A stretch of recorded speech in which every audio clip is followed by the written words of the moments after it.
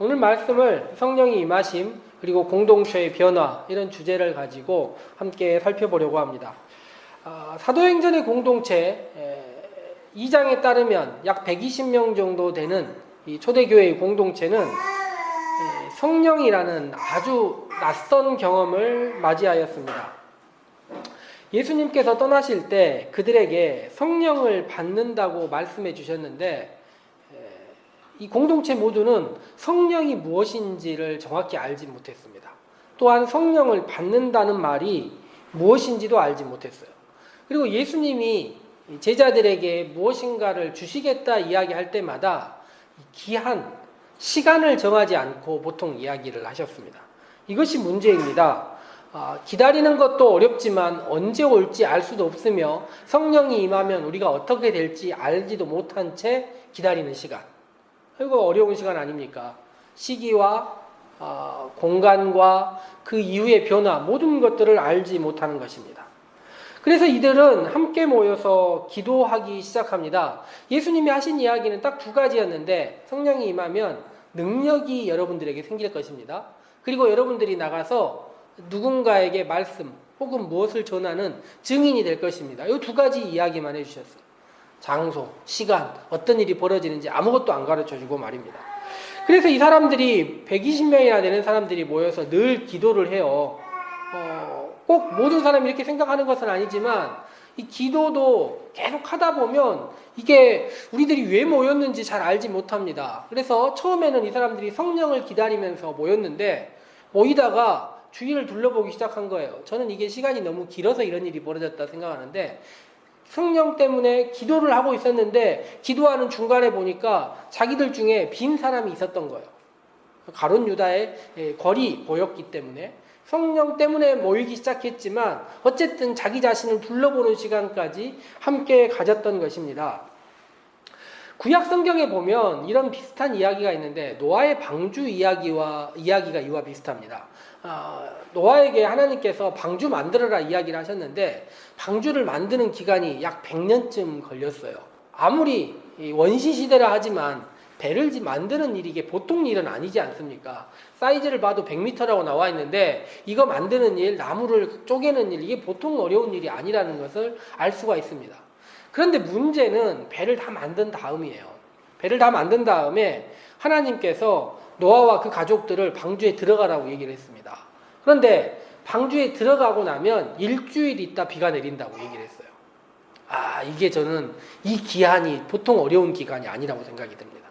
비가 올 때 들어가라고 했어야죠. 먹구름이 낄 때 들어가라고 해야 되는데 들어가서 7일을 기다리라고 한 것입니다. 7일 지난 다음에 비 안 오면 어떻게 하지? 그런 마음 얼마나 들겠습니까? 7일째 되는 날 아침부터 얼마나 하늘만 쳐다보고 있었겠어요. 결국에 비가 내렸는데 똑같은 마음으로 성령을 기다린다. 약속을 하셨으니 분명히 성령이 오실 거는 같은데 언제 올지 알 수 없는 이 기간들을 기다리고 있었던 것입니다. 그런데 성령이 오신 것도 그 이후 상황도 방주와 되게 비슷한데 제가 노아 방주 이야기를 몇 번 드릴 때 이 방주를 만들었는데 방주가 그냥 네모 상자예요. 예? 방향을 바꾸면 키도 만들지 않고 노를 저을 수도 없게 물론 그렇게 크게 만들기도 했지만 어딘가 멈출 수 있는 닷도 만들지 않아서 우연히 지나가다 걸리게 만들고 바람에 따라서 움직일 수 있는 돛도 없이 만들었단 말입니다. 근데 성령이 임하고 나서 이후 사람들의 모습도 그래요. 자기들이 어디를 갈지 알 수가 없습니다. 어디서 멈출 줄도 알지 못해요. 자기들이 어떤 변화를 맞이할지 아무것도 모르는 채 성령만을 기다리고 있었던 것입니다. 오순절 날이 정말 이르고 성령이 그들에게 임합니다. 오늘 주보 앞면에 있는 엘 그레코의 그림 정확하게 성경대로 묘사를 했는데 각자 사람들 머리 위에 뭐가 있습니까? 불이 하나씩 다 임해 있어요. 불이 임해 있는데 불이 임하고 나니까 그들에게 어떤 일이 임했는 줄 아십니까?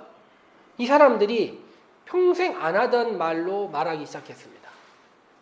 성경에 따르면 이 사람들이 방언을 시작했는데 방언이라는 말이 외국어를 하기 시작한 것입니다.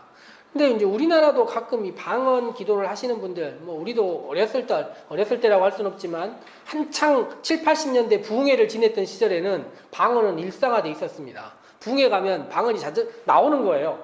이런 상황 속에서 방언을 할 때 자기 말이 무엇인지 알고 하는 사람은 극히 일부, 거의 없다시피 합니다. 그런데 성경에 따르니까 이 사람들이 무슨 말을 하는지 모르는 채 약 120명의 사람들이 동시에 이야기를 하기 시작하는 것입니다. 성경에 따르니 이들이 불을 받았고 방언을 하다 보니까 공간이 어땠겠습니까? 너무 더웠겠죠. 뜨거웠겠죠. 이 뜨거운 열기를 이기지 못하고 이들이 모두 밖에 나가서 말하기 시작합니다. 같은 말 안에서 터져나오는 새로운 언어들을 이야기하기 시작하는 것입니다. 그런데 이 사람들의 문제가 자기가 무슨 말을 하는지를 모르고 있어요. 그런데 사도행전 2장 9절 10절을 보니까 그들의 말을 들었던 사람들이 나와요. 이게 바데, 메데, 엘람, 메소보다미아, 갑바도기아, 본도, 아시아, 부르기아, 밤빌리아, 애굽, 구레네, 리비아, 로마, 그레데, 아라비아. 어떤 사람들 같습니까? 이스라엘 근처에 있는 자기들이 아는 모든 나라 이름을 다 댄 겁니다. 저는 무슨 생각을 하고 말씀을 읽었냐면 다락방에 모여서 기도했던 사람 숫자가 몇 명쯤 된다고 나와 있습니까? 120명이에요. 그러면 이 사람들이 아마 모두 다른 언어를 했을 것입니다. 120개 언어. 그리고 예루살렘에 오는 언어를 말하는 종족들 몇 개 언어 정도 했을 것 같습니까? 저는 120개 맞추지 않았을까 싶은 거예요. 그곳에 오는 새로운 언어를 사용하는 모든 사람들이 다 들을 수 있을 만큼 언어를 만든 것입니다. 방언을 할 수 있게 한 거예요. 만약 200개의 민족이 왔다면 하나님은 200명을 모으셨을 것이고 더 많은 숫자였으면 더 많은 사람들을 모아서 방언을 하게 할 것이었습니다. 그런데 아까도 이야기 드렸지만 방언을 하는 사람들은 자기들이 무슨 말 하는지를 모르고 하고 있는 게 문제예요. 그런데 혹시 칵테일 효과라고 들어보셨나요? 파티를 하고 있을 때 우리들이 외국에 가도 그렇지 않습니까? 우리들이 외국에 가면 언어를 잘 모르기 때문에 중국말, 일본말 다 시끄럽게만 들리잖아요. 근데 멀리서 누군가가 한국말을 하면 귀가 엄청 커지면서 들리지 않습니까? 별 의미 없는 말인데도 뚜렷하게 들리지 않습니까? 마찬가지예요. 예루살렘에 수없이 많은 이 디아스포라 유대인들이 먼 곳에서 성전을 찾아왔습니다. 그런데 그 사람들이 듣기 시작하는 거예요. 어디 말을요? 자기 고향의 말을. 자기들이 이중의 고향을 갖는 사람입니다. 예루살렘이 마음의 고향, 종교의 고향이지만 자기가 태어나서 자란 곳의 이야기를 그곳에 와서 듣기 시작한 것입니다. 그런데 그들이 했던 말이 뭐예요? 이 사람들이 무슨 말을 하고 있냐면 하나님께서 큰 일을 하신 것, 하나님께서 놀라운 일을 하신 것에 대한 이야기를 그들이 120명이 모두 다른 언어를 이야기하고 있지만 같은 말을 하고 있다는 것입니다. 저는 이것이 놀라움이라고 생각하는 거예요. 모두 다른 언어를 배웠지만, 모든 다른 언어가 그들에게 들어왔지만 모두 같은 말을 하고 있습니다. 사도행전 1장 8절에 따르면 예수님께서 제자들에게 이렇게 얘기하세요. 성령이 임하면 예루살렘과 온 유대와 사마리아와 어디까지? 땅끝까지 이르러 복음을 전한다 이야기를 하셨습니다. 그런데 이미 오순절날 성령을 받은 모든 사람들이 땅끝까지 복음을 전한 거예요. 땅끝에서 온 모든 사람들에게 복음을 먼저 전했습니다. 그리고 다시 찾아가는 과정을 성령은 주시는 거예요. 이미 그들이 가는 곳마다 이 말씀을 들은 하나님의 큰 일을 들은 사람들을 다 미리 정해서 흩어 놓으시고 그리고 나서 제자들과 사도들과 복음 전하는 사람들을 그곳으로 갈 수 있게 성령은 준비하신 것입니다. 그러니까 시작과 끝을 이미 다 준비한 거예요. 물론 나중에 제자들은 떠나지 않았지만 성령은 찾아온 사람들에게 하나님의 큰 일을 이미 들려주신 것입니다. 베드로는 2장, 3장, 4장에서 모두 공공연하게 이 하나님의 큰 일이 무엇인지에 대해서 이야기를 합니다. 때가 찼고 하나님의 나라가 가까웠으니 회개하고 복음을 믿어라. 예수 그리스도가 우리를 위하여 십자가에 달리셨고 하나님이 그를 일으키셨다. 이것이 하나님의 큰 일이라는 것을 계속 반복합니다. 그런데요, 하나님께서 주신 성령을 받고 이 사람들이 처음에 하나님의 큰 일을 이야기했는데 계속 이 일을 한 것이 아닙니다. 성경에 보니까 3,000명이나 새로 하나님의 말씀, 큰 일을 듣고 이 놀라운 광경을 듣고 예루살렘 교회 공동체 안에 들어오게 됩니다. 그런데 이 3,000명의 사람들이 모여서 무엇을 했다 성경에 적혀 있냐면 성경에 따르면 말씀을 들은 이 사람들이 서로를 돕고 함께 먹고 지내는 일을 하기 시작합니다. 그런데 이것은 참 놀라운 일이에요. 왜냐하면 이스라엘 나라에서는 말이에요. 낯선 사람들, 새로운 공동체들과 함께 식사하거나 서로에게 도움을 주지 않습니다. 자비를 주기는 하되 돈을 가지고 있는 돈을 나눠주기는 하되 함께 식사하지는 않는다는 것입니다. 이들은 서로가 지금 이 전염병처럼 서로가 역할이 정해져 있고 영역이 정해져 있어요. 낯선 사람들과 이웃이 되지 않고 새로운 공동체를 만들지 않습니다. 그런데 3,000명이나 되는 사람들, 아니 그 이상의 사람들이 함께 모여서 먹고 나누고 재산과 소유를 나누고 서로의 필요를 바라보고 너는 무엇이 부족하지 하고 살펴보기 시작하는 공동체가 만들어진 것입니다. 그래서 사람들이 어떻게 되냐면 두려워하기 시작하는 거예요. 없었던 일이 생기니까. 그런데 성령이 인도하는 것이 이런 것입니다. 성령이 주는 것은 이미 했던 방식, 전통과 역사와 율법과 모든 것을 그대로 지켜가는 사람들을 만드는 것이 아니라 그것들을 새로이 깨트리고 전혀 새로운 방향으로 나갈 수 있도록 그들을 인도하는 것입니다. 그래서 예루살렘 교회 밖에 있는 사람들, 초대교회 밖에 있는 사람들이 교회를 보고 두 가지를 해요. 두려워합니다. 칭찬하기 시작합니다. 이 사람들이 베드로와 요한입니다. 이 사람들이 매일 성전에 가서 기도를 했어요. 유대인이기 때문에. 그런데 이날 오후 3시에 기도는 전혀 달랐습니다. 어떤 기도를 하기 시작하냐면 성전의 아름다운 미문에 들어가는 베드로와 요한에 대한 이야기가 성경에 나와 있어요. 유대인의 경건 생활이 3가지 아닙니까? 금식, 기도, 자비. 이 3가지인데 너무나 슬픈 게 뭐냐면 이 나면서부터 걷지 못하는 사람을 그 미문에 갖다가 둔다고 했어요. 물건처럼.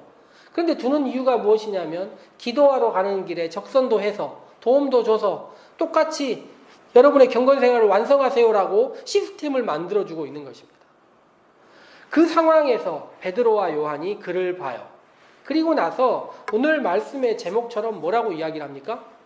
우리를 보라. 늘 봤습니다. 보는 이유가 무엇 때문이에요? 돈을 주기 위해서. 이것이 그들에게 일상이고 익숙한 방식이라는 것입니다. 그런데 오늘 저는 성령을 받은 사람들, 성령과 함께하는 사람들이 우리를 보라 이렇게 이야기하는 것은 이전에 돈을 주기 위하여, 물건을 주기 위하여 하는 것과 전혀 다르다 생각합니다. 왜냐하면 그들이 우리를 보라 이야기한 다음에 그 다음 첫마디가 뭐냐면 은과 금은 내게 없다. 예루살렘 공동체가 3,000명이나 모이고 더 많은 사람들이 모였지만 그들 공동체가 공공연하게 이야기하는 게 무엇이냐면 우리에게는 은과 금은 없는 공동체라는 것입니다. 그런데 그들이 우리를 보라고 이야기를 합니다. 저는 이것이 무엇이냐면 우리를 바라라는 말은 그냥 내 얼굴을 바라가 아니라 우리 공동체가 어떤 공동체인지를 바라 이것입니다. 그런데 베드로와 요한이 과거에는 이렇게 말할 수 없는 자들이었어요. 창세기를 보면 죄 지은 아담과 하와가 하나님께서 그들을 찾으려고 할 때 그들이 어떻게 합니까? 하나님의 눈이 무서워서 숨는 공동체입니다. 나중에도 보면 베드로는 예수님을 모른다 부인한 다음에 예수님께서 돌이켜서 베드로를 봤을 때 볼 수가 없었어요. 우리를 보라는 그 말에 볼 수가 없는 사람들이었습니다. 예수님의 제자들도 마찬가지예요. 누가복음 24장에 따르면 예수님께서 살아나셨다는 이야기를 듣고 있지만 그들은 엠마오로 떠나는 사람들입니다. 두려워서 문을 닫는 사람들이고 예수님을 향하여 가까이 찾아가지 못하는 사람들이었다는 것입니다. 그런데 그들이 성령을 받고 낯선 사람들에게, 도움을 필요한 사람들에게 뭐라고 이야기를 합니까? 우리를 봐라 이것입니다. 우리는 존재가 달라진 공동체다 이야기를 하는 것이죠. 이전과 전혀 다르며 앞으로도 우리가 어떻게 변할지 알 수 없으나 우리를 봐라 이야기합니다.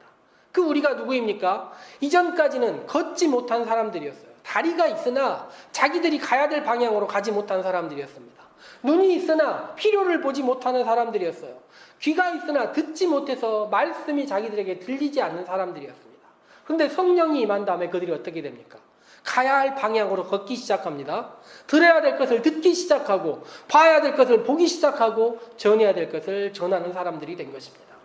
그러니 베드로가 우리를 바라라고 이야기를 했을 때 이전까지는 우리가 줄 수 있는 것이, 우리 공동체가 줄 수 있는 것이 단지 돈 몇 푼이었지만 이제 그렇지 않다 이야기를 하면서 손을 붙잡아서 일으킬 수 있고, 왜? 우리도 일어난 공동체였기 때문에, 우리도 보지 못했는데 볼 수 있는 공동체였기 때문에 우리를 보라라고 자신 있게 이야기할 수 있는 것입니다. 사도행전의 공동체는 우리 스스로를 변화시키는데 멈추는 것이 아니라 여기서 한 발 더 나가서 낯선 사람들에게도 우리가 누구인지, 성령 받은 사람들이 누구인지를 보여주는 공동체로 바뀌었다는 것입니다. 사도행전을 쭉 읽다 보면 이 사람들이 정체됩니다. 떠나질 못해요. 그 안에 머물러서 예루살렘 공동체 안에서 그들은 처음에 보지 못하고 걷지 못해서 일어났지만 결국에는 움직이지 못합니다. 왜일까요? 성령을 받은 다음에 성령이 주는 새로운 힘들, 변화와 낯선 것들을 경험하게 하는 힘들을 적응하지 못한 것입니다. 그래서 그들은 결국에 그 안에 멈춰 있었어요. 예루살렘과 온 유대와 사마리아와 땅끝이라는 이미 전해진 복음을 향하여도 가지 못한 것입니다. 성령은 그런 사람들을 쓰지 않고 누구를 씁니까? 바울을 쓰고 스데반을 쓰고 알지 못하는 사람들을 써서라도 낯선 곳으로 새로움을 향하여 갈 수 있도록 인도하는 것입니다. 2020년 성령 강림주의를 맞이하였는데 우리들은 과거와 다른 시절들을 경험하고 있습니다. 코로나로 인해서 함께 예배드리기도 어렵고 모임 안에서도 여러 가지 제약들이 많습니다. 그런데도 우리들은 어떤 마음으로 성령을 생각하고 있냐면 과거의 경험들, 함께 모여서 무엇인가를 했던 과거의 경험들을 가지고 이것이 성령이 주는 성령 충만이다 생각하고 있는 것 같습니다. 이럴 때일수록 우리가 성령의 충만을 간구하고 기도했으면 좋겠습니다. 우리 안에 성령이 진정으로 들어오셔서 이 문제를 해결할 힘도 우리에게 있지 않습니다. 과거와 같은 방식으로 우리를 바라 말할 수가 없습니다. 그러니 성령님 우리에게 오셔서 이 낯선 경험들, 이 변화의 시절들에 우리들이 이겨낼 수 있도록 적응하고 우리를 바라라고 말할 수 있도록 이것을 어떻게 이 시절들을 이겨내고 성령이 주신 감동에 따라 살아갈 수 있는지를 경험할 수 있도록 성령님 우리와 함께 해주십시오라고 고백하는 사람들이 되어야 된다는 것이죠. 2000년 전에 오셨던 성령은 율법이라는 정확한 틀에 갇혀 있었고 여기서 한 발도 나갈 수 없었던 예루살렘 공동체를 새로운 사람들을 만들고 새로운 경험들을 향하여 인도하셨습니다. 그 성령이 다시 우리에게 오신다면 이 위기의 순간들이지만 우리들을 다시 인도하실 것이고 우리들을 새로운 길로 우리들 위에 있는 불 하나하나가 우리들을 새로운 존재로 만들어서 우리의 공동체가 세상을 향하여 낯선 자들을 향하여 우리를 보라 이야기할 수 있는 그런 사람들 만들어주지 않겠습니까? 성령의 감동을 다시 한번 기대하고 우리를 기도하는 마음으로 잠깐 한번 묵상하도록 하겠습니다.